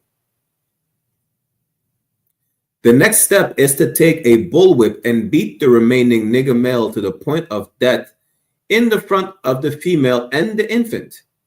Because now you're beating the hell out of the father figure until he begs for mercy, until that father that you have looks weak as hell. You understand? Until he has no more fight in him. So now, that female is going to look at that man like, them, who I thought was going to protect me is begging for his life. He's not. He has no more fight in him. And that kid don't want to be nothing like his father, and the female at the same time don't want her kid to ever be in the father's position. Don't kill him and put the fear of God in him, for he can be useful for future breeding. Yeah, they were not killing you. They were beating you half to death until you couldn't take it no more. But you're still going to be useful. They still make sure that, because slaves, cost money, even though they're going to be used for breeding purposes. You understand? You're still merchandise. You don't want to break the merchandise. Not too bad, at least. Yeah. When in complete submission, she will train her offspring in the early years to submit to labor when they become of age. Again, she's going to condition the children to be conditioned the same way she was, the same way she's seen her husband be conditioned. How? By her being left alone, unprotected, with the male image destroyed. The ordeal caused her to move from her psychological dependent state to a frozen independent state. Because now she is the head. Someone has to be the head. Someone has to run the household. Someone has to make sure these children will be protected and will know how to move the right way to prevent any situation like that from ever happening again. The male is not there anymore. Someone has to be the father figure. In her head, she's both the father and the mother now. You understand? In this frozen psychological state of independence, today, you as an independent woman, you're not an independent since the feminism movement. That's stupid. The feminism movement never had anything to do with black women. Really not. White women needed numbers. Thus, they asked black and Hispanic women to walk with them in the name of femininity, in the name of being a woman. These same women that you follow in your feminist movement will always choose their race over their gender. Where's the proof? They voted for Donald Trump, who said, grab him by the pussy. Salak, grab him by the box. They don't care. You understand? That independent state of mind did not start with the feminist movement. You had that ever since slavery, because they beat the hell out of the black men. They destroyed the strong black male image in your eyes, which caused a psychological shift in your head. Now, you cannot be dependent on that weak male that was destroyed right in front of you and right in front of other men and the children. You have to be the strong one. You cannot be dependent. You have to show that you're strong by being independent. It's not new. That's since slavery. It was never supposed to be so. Why did this happen? Not only because our oppressor is a vile monster, but that happened because we disobeyed the Most High. That's why we were put in that position. You understand? It happened to be that we were put in the position in the hands of the most vile beasts of the face of the earth. It was never supposed to be so naturally. Our women are to be submissive to their men. You understand? And our men are supposed to be strong. They're not, because they're being raised by women who are being conditioned by the oppressor, just like they were conditioned by the oppressor back then. There is nothing new under the sun. Let's keep reading. We're going to have one more slide, yeah? In this frozen psychological state of independence, she will raise her male and female offspring in reversed roles. Listen, she'll teach her daughter to be strong and independent. She'll teach her sons to be submissive. For fear of the young man's life, she will psychologically train him to be mentally weak and independent, but physically strong. The same thing today. The same thing you see today, especially with, listen, again, y'all have to be taught like children today. Why? Because these men are being raised by these women who act like children. Therefore, you act like a children because you're raised being by a person who acts like a child. The same way, you have to be strong and not be effeminate. Why are you effeminate? Because you're raised by a female and you have no strong male role models. The male role models that you think are good ones are as effeminate as you are. They were also raised by females with no strong male role models in their lives. How can you break the cycle if you don't know how to break the cycle? You look left and right, you're being raised by the same. You look left and right, you're taking on a role model that was raised the same way you're being raised by a single mother. You understand? Who was conditioned to think that, yes, she independent and she got it. She don't need a man. Back then, it's not that she was conditioned to think that she didn't need a man. It's just that she could not take seeing a man destroyed like that in front of her. And we're only talking about a man being quartered or being beaten in front of her. Listen, worse happened. And we will see that in the next coming classes, where this is how bad we were conditioned to be the way we are today. You understand? Again, what it say? For fear of the young man's life, she will psychologically train him to be mentally weak and dependent, but physically strong. Because she has become psychologically independent, she will train her female offspring to be psychologically independent. And what you got? You've got the nigger woman out front and the man behind and scared. Now, women lead and men follow. You understand? This other one, absolutely. I just seen the comments, Salakiak. All the history classes are one time we'll do it in English, one time we'll do it in French. We'll definitely do that class in French. Don't worry about it. I got you. You understand? But this is the result. Now, the women lead and the men follow when the men are supposed to lead and the women follow. This is the right order of things. Just like the scripture says, you understand? Let's get that real quick. Right? And then we're going to end the class right here. But this is how bad we were conditioned to be the way we are today. You understand? Yes, the white man is the goddamn devil the Bible speaks of. Let's go to 1 Corinthians real quick. 1 Corinthians chapter 11 and 3. But I would have you know that the head of every man is Christ, and the head of the woman is the man. The men are supposed to lead. The women are supposed to follow. You understand? With that said, we're going to end it right here, right? Next week, we'll do the same class in French. The water for everyone who tuned in. We'll do the same class in French, and then we'll get into the atrocities that happened in the French colonies to reiterate and to, just as a reminder of how despicable our oppressor is, and that this is the same people who's still trying to love today.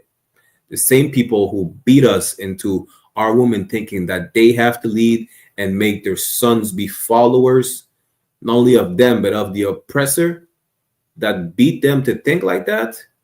Listen, you have to be reminded of who the problem is. And stop being a scapegoat. You understand? A crime was committed against you. We're telling you who the criminal is. Stop protecting the criminal. You are a victim defending your aggressor right now. Don't do that. Because by doing that, our people will never be able to heal. Why? Because we're being told that what happened, right, the way we were conditioned is absolutely our fault. That's what we're being told. In that, we can't even point at the people who stole our land. We can't even point at the rapists who raped our great grandmothers and grandfathers, because that's what buck breaking is about. Yeah, we didn't just get quartered and beaten half to death in front of men and children. We can't point at the sadistic oppressor who tied our women upside down by the foot, hung them to a tree by the foot while pregnant, and slit their belly open, snatched the baby, and bashed it across the head on a tree trunk or a stone. We can't talk about that. We're being told, let's forgive and forget. Good night. We're even being told it's our fault. Guess what? You want to go with that narrative? With me, it's fine as long as you tell the Palestinians it's your fault you're being bombed to the Stone Age. Tell the Jewish man it's your fault that 6 million of your people died. And then we could go to the narrative that it's our fault that we got hung from trees. You understand? And if you want us to move on and stop talking about it, then forget about 9/11 and the Holocaust. 6 million. What is 6 million? A drop in the bucket? With that said, I'm Priest and Officer 500 Barak Yalla with the I.S.U.P.K, the Israelite School of Universal and Practical Knowledge under Command and Joy YAHANNA. We're going to end the class right here. Going to read the security announcements. Right? The water for everybody who tuned into the class. Shalom.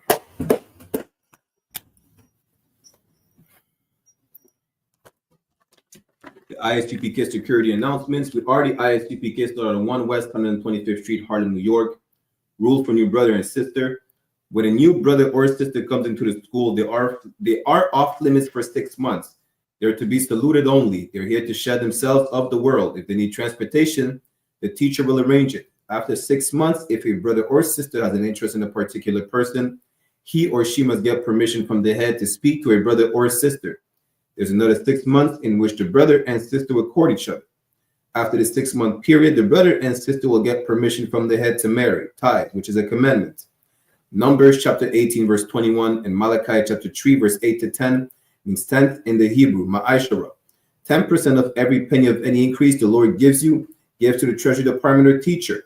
Priest fund, free will offering for priest, not mandatory, whatsoever amount you would like. Upcoming holy convocation, we have the Feast of the Dedication, or Hanukkah in the Hebrew, which is the 25th day of the 9th month by the space of 8 days, which falls on December the 25th, 2024, in 2 weeks, for 8 days.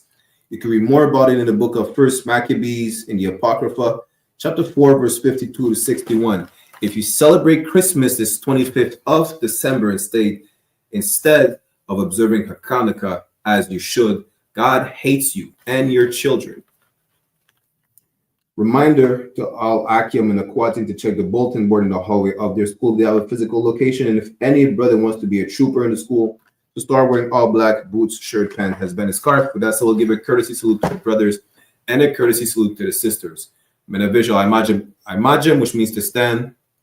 We'll give a courtesy salute to the brothers. Menavishal Imajim Shabbat. Imajim Barak. Yahweh Ba'asham Yahweh Shai Brakatam, which means Yahweh, in the name of Yahweh Shai, bless y'all. Yajamata, which means hands down. Star, which means to turn. Turn and face the sisters if you have any in your presence. We'll give them a courtesy salute as well. Menavishal Imajim Shabbat. Imajim Barak. Yahweh Shamar Alatan Ba'asham Yahweh Shai, meaning Yahweh watch over y'all in the name of Yahweh Shai. Yajamata, class dismissed. Matter of fact, we'll see you this Thursday for the Brotherhood class in English. Again, taught by myself, also 500 Barak Yalla, 5:30 p.m. Eastern Standard Time. With that said, Shalom.